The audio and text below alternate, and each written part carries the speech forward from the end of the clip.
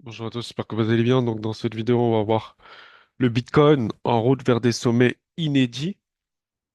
La semaine écoulée, le Bitcoin a franchi le seuil des 69 000 avant de connaître un petit repli. Cette poussée, bien plus qu'un simple sursaut de volatilité, reflète une combinaison d'indicateurs techniques cruciaux et d'un intérêt institutionnel sans précédent. En franchissant des seuils techniques clés tels que les moyennes mobiles de 200 et 101 jours et en attirant des flux massifs de capitaux, le marché du Bitcoin semble entrer dans une phase de maturité avec un niveau de liquidité inégalé. Les indicateurs techniques confirment un renouveau de la tendance. La récente flambée du Bitcoin au-dessus de la barre des 69 000 dollars le lundi 21 octobre 2024 constitue un changement notable après une longue période de consolidation.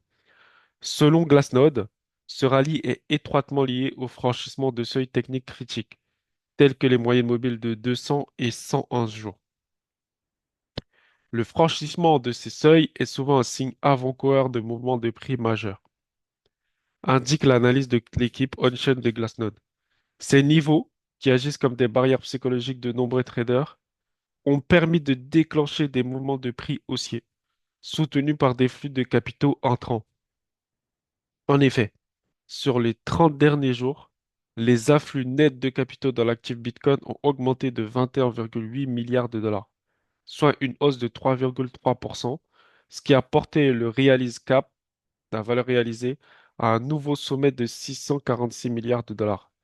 Ce chiffre représente un indicateur important de la liquidité croissante sur le marché, ce qui renforce l'idée que cette reprise est soutenue par des investissements réels et non simplement par la spéculation. Ainsi, ces indicateurs témoignent d'une dynamique de marché qui repose sur des bases solides. L'impact de l'intérêt institutionnel sur les contrats à terme. Parallèlement aux indicateurs techniques, l'intérêt croissant des institutions joue un rôle capital dans la hausse récente des prix.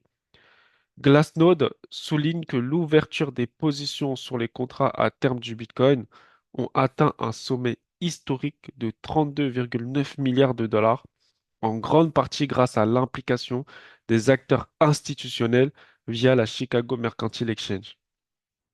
La participation accrue des institutions combinée aux stratégies de couverture sophistiquées comme le cash and carry renforce la stabilité des marchés, précise Glassnode.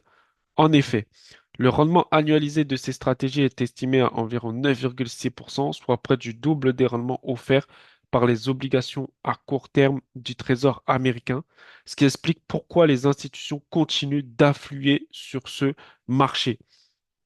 L'impact de cette participation institutionnelle va au-delà du simple volume de transactions. Ainsi, les institutions apportent une certaine forme de crédibilité et de stabilité à un marché souvent considéré comme volatile. De plus, leur présence accrue pourrait contribuer à maintenir les prix à des niveaux élevés, notamment si les conditions de marché continuent de favoriser des stratégies rentables telles que le cash and carry. Ce rallye pourrait bien être que le début d'une tendance plus longue. Si l'implication des investisseurs à court terme montre des signes qui encouragent avec des profits non réalisés, c'est surtout l'engagement institutionnel qui pourrait considérer cette dynamique sur le long terme.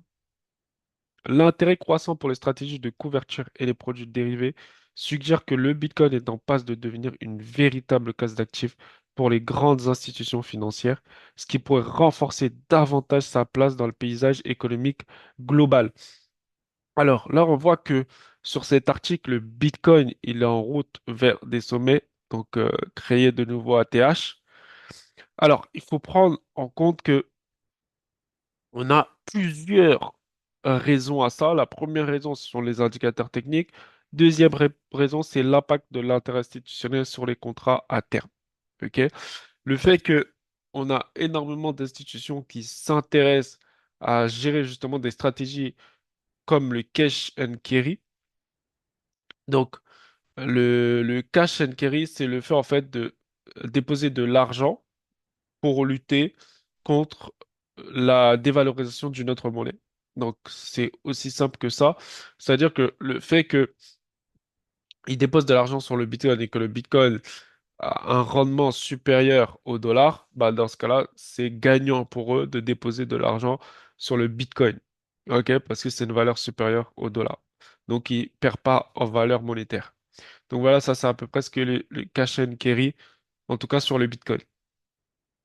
Sur le Forex, c'est autre chose, mais en tout cas sur le Bitcoin, c'est juste ça. Alors, moi aujourd'hui, par rapport à ce que je vois au niveau de l'analyse technique, effectivement, sur les graphiques, on est vraiment très haussier. OK? Alors, tac.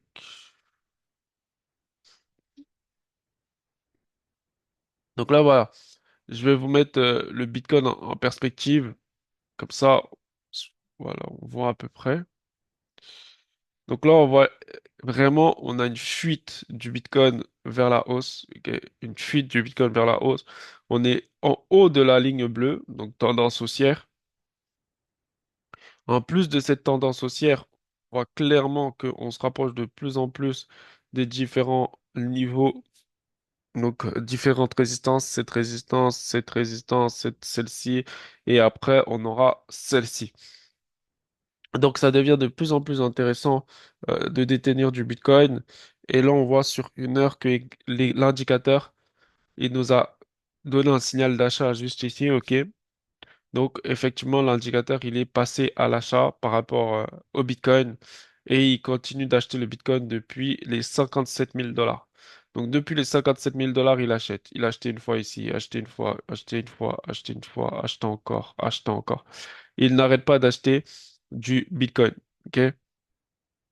Donc, c'est signe que justement, le Bitcoin, il est parti sur une bonne tendance haussière. Les ETF Bitcoin pourraient atteindre le million. Les traders prévoient des vents favorables en novembre. Les fonds négociés en bourse Bitcoin au comptant aux États-Unis pourraient atteindre un total de 1 million de Bitcoin en avoir dès cette semaine, alors que les traders se préparent à d'éventuels vents favorables pour les crypto-monnaies en novembre. Ces vents favorables incluent l'élection américaine, la Réserve fédérale qui pourrait abaisser les taux d'intérêt, et la Russie levant son interdiction sur le minage de Bitcoin, qui sont tous prévus en novembre. Les émetteurs d'ETF Bitcoin au comptant aux États-Unis détiennent actuellement 976 000 Bitcoins, d'une valeur de plus de 66 milliards de dollars. Les ETF devraient enregistrer des entrées nettes de 1,55 milliard de dollars pour acheter les 23 107 Bitcoins supplémentaires nécessaires pour atteindre ce jalon. Une moyenne de 301 millions de dollars d'entrée nette quotidienne est nécessaire pour que cela se produise cette semaine. OK? Alors, on peut voir qu'en tout cas, on a pas mal d'indicateurs qui nous disent que le Bitcoin, il est vraiment en tendance haussière, que ce soit au niveau de l'analyse technique, au niveau de l'analyse fondamentale.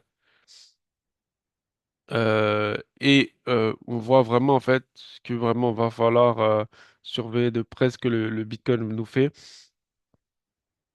Ok, parce que là, regardez, le Bitcoin progresse à l'approche d'élections américaines.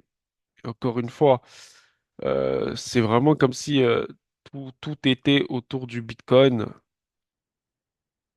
Ok, donc voilà, va vraiment falloir s'intéresser de près à ce que le Bitcoin nous réserve, puisque pour moi, on a vraiment beaucoup de facteurs indicateurs qui nous disent que le Bitcoin va vraiment faire quelque chose de très intéressant sur ce cycle et va sûrement être comment dire, le conducteur.